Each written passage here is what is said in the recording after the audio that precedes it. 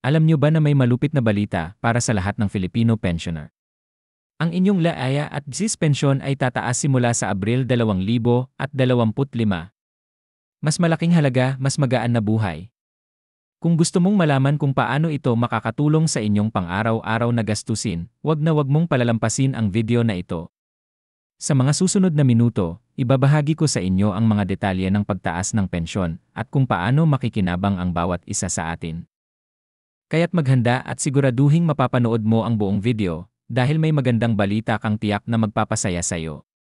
Huwag palampasin. Magandang araw po sa inyong lahat. May mahalagang balita tayo para sa ating mga pensyonado ng Social Security System, LAS, at Government Service Insurance System, GSIS. Sa darating na Abril 2025, may mga pagbabago sa mga benepisyo at serbisyo na tiyak na magdadala ng positibong epekto sa ating mga pensyonado. Unahin natin ang YAA. Ayon sa kanilang mga plano para sa 2025, layunin ng NAEA na pagbutihin ang serbisyo para sa mga pensyonado sa pamamagitan ng pagsusuri at pagpapadali ng proseso ng Annual Confirmation of Pensioners (ACOP) program. Ito ay upang masiguro na ang mga pensyonado, lalo na ang mga nasa edad 80 pataas, ay patuloy na makakatanggap ng kanilang benepisyo ng walang aberya. Kasama rin sa mga plano ang pagpapababa ng interest rate sa salary at calamity loans mula sa kasalukuyang 0% per annum na magbibigay ng mas mataas na cash proceeds sa mga miyembro na kwalipikado para sa mga loan na ito. Sa panig naman ng GSIS, patuloy nilang pinagbubuti ang kanilang serbisyo para sa mga pensyonado. Noong nakaraang taon, inilabas nila ng mas maaga ang kanilang April pension payments upang matugunan ang pangangailangan ng kanilang mga pensyonado, lalo na sa panahon ng Holy Week. Bukod dito, noong Disyembre 2024, naglabas ang GSIS ng 3.7 bilyong Christmas cash gift para sa kanilang mga pensyonado bilang bahagi ng kanilang taunang tradisyon.